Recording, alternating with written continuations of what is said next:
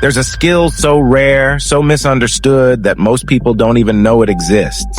It's not charisma. It's not confidence. It's not even intelligence. At least not the kind they test in schools. It's the ability to make someone question their own thinking, without arguing, without raising your voice, without them even realizing what just happened. They walk away from the conversation feeling disoriented, off balance, like they lost something but can't name what. That is not an accident. That is a technique. And by the end of this video, you will understand exactly how it works, the mechanics, the psychology, the specific moves, and more importantly, how to defend yourself when someone runs it on you, because they are running it on you. The question is whether you know it. 1. The difference between confusion and dark intelligence. Let's start with a distinction that most people miss. There are two kinds of confusion. The first is accidental. You're unclear, you're disorganized, your message doesn't land. That's just poor communication. The second is engineered. Every element is deliberate. The ambiguity is chosen. The timing is calculated. The silence is placed exactly where it needs to be. That's second kind. That's dark intelligence at work. Dark intelligence is not about being the smartest person in the room.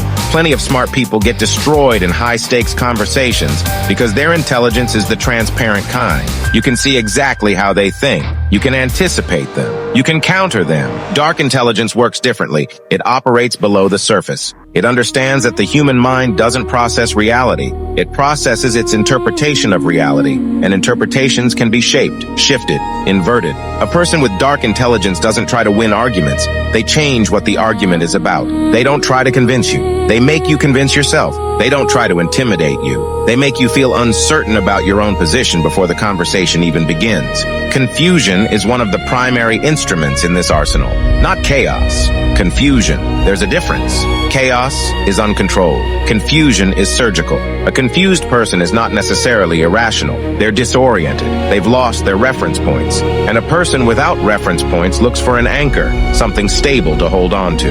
Whoever provides that anchor controls the frame. That's the game. 2. How the mind breaks down. To understand how to engineer confusion and how to resist it, you need to understand how the mind actually processes information. The brain is a prediction machine.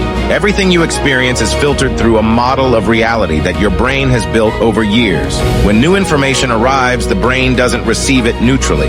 It tries to fit it into an existing pattern. When information doesn't fit, when it contradicts the model, the brain enters a state of cognitive dissonance. Tension, discomfort, the need to resolve. Most people can't tolerate that tension, so they resolve it quickly. They accept the first explanation that reduces the discomfort, even if that explanation isn't accurate.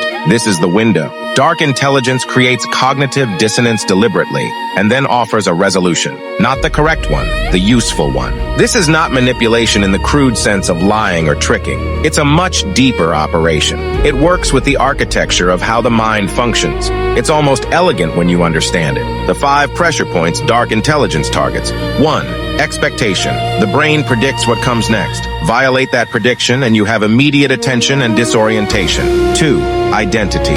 People organize reality around who they believe they are. Challenge identity and everything built on it becomes unstable. 3. Certainty. The need to know, the need to be right. Attack certainty and you attack the foundation of someone's confidence.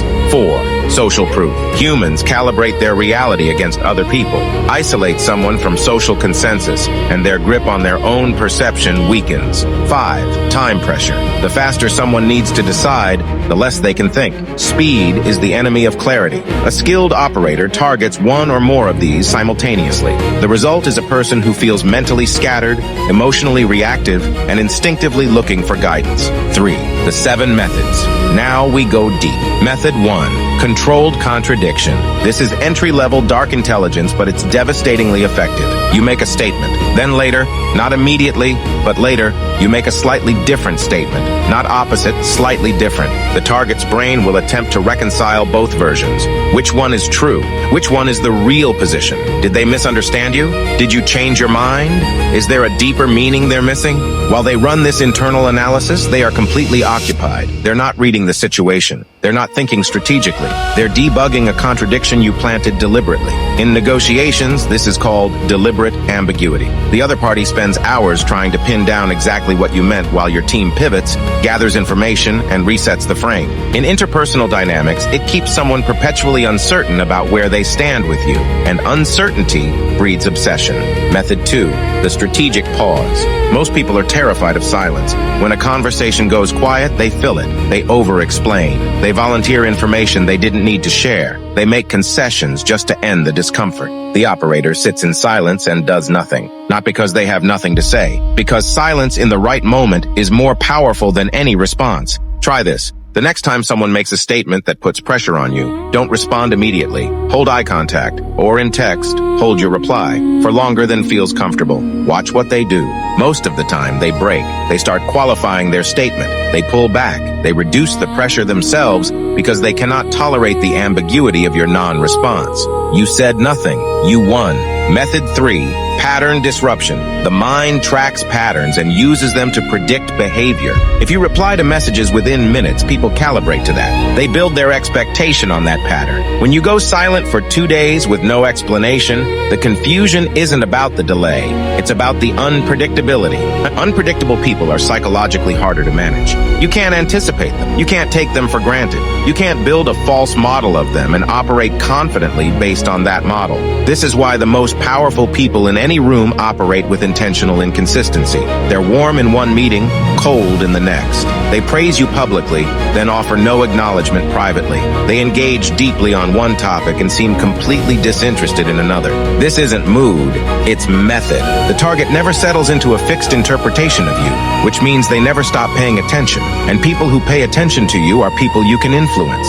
Method 4, information asymmetry, one of the oldest power moves in existence. You know something, they don't know what you know, and they can sense that you know it. You don't reveal what it is. That gap between what someone suspects you know and what you've chosen to share fills with their imagination. And the imagination is always more extreme than reality. This is why in interrogations, experienced investigators don't lead with everything they have. They sit across from the subject and let the subject wonder. What do they know?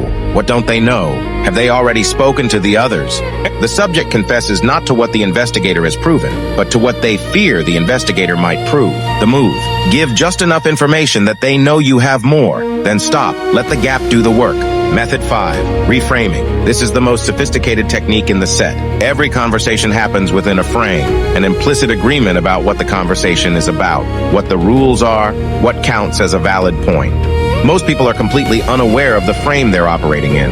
Reframing means quietly shifting the frame mid-conversation without announcing that you've done it. Someone comes to you with a complaint about your behavior, the frame they're operating in. Your behavior is wrong. They are owed an explanation. The reframe. You gently move the conversation to their pattern of bringing issues in this particular way. You're not avoiding the complaint. You're examining the meta level of how they engage. Suddenly they're explaining themselves. Their original frame has dissolved.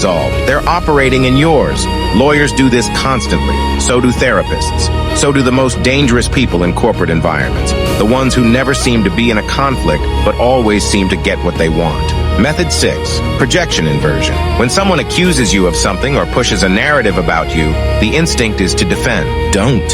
Instead, reflect it. Not aggressively, but not know you do that. Subtly. That's interesting that you see it that way. I wonder where that's coming from. You haven't defended yourself. You haven't attacked them. But you've introduced a new question. What does their perception reveal about them? Now they're self-examining. They're on the back foot. Their certainty about their own accusation is now a little less certain. This is projection inversion. You take the psychological energy aimed at you and redirect it inward, back at them. Not as aggression, as observation. Method 7, calibrated withdrawal. Most people, when they want something from someone, move toward them. More attention, more contact, more effort. Dark intelligence sometimes does the opposite. Pulling back at exactly the right moment, without explanation, creates a vacuum. And people hate vacuums. They fill them with pursuit. The withdrawal has to be calibrated. Too sudden and it reads as obvious manipulation. Too gradual and it doesn't register. But done correctly, a quiet reduction in availability in warmth, in engagement. It reverses the dynamic entirely. The person who was passive becomes active. The person who had power feels it slipping. You didn't argue. You didn't demand. You simply became less present, and they came looking. 4. The defense layer. Now here's the part that matters most. Everything I've described can be run on you. It's probably being run on you in some context right now. The only counter to dark intelligence is pattern recognition. When you feel confused in a conversation, not about a fact, but about the situation itself, that's a signal. Something is being constructed around you. Stop. Name what you're experiencing internally. When silence is being used as pressure, don't fill it. Sit in it. Let the other person feel their own discomfort. When you sense information asymmetry, that someone knows more than they're sharing, ask direct, flat questions. Not emotionally, flatly, and watch the response to the question as carefully as the answer. When a reframe happens, anchor back. That's interesting, but the original question was about X. Don't let the frame move without your consent. When someone's behavior becomes unpredictable, resist the pull to overanalyze it. Unpredictability is designed to occupy your mind. Refuse to let it. Focus on your own pattern, not theirs. The most important skill, learning to detect when your thinking is being outsourced. Because that's what all of these techniques ultimately do. They take over your cognitive space. You start thinking about them, about the situation, about what they meant, instead of thinking clearly about what you actually need. Reclaim that space. The mind is either an instrument you control or one someone else plays. There is no neutral position. Understanding dark intelligence doesn't make you manipulative. It makes you literate. It means you've learned to read a language that most people don't even know is being spoken, all around them, every day.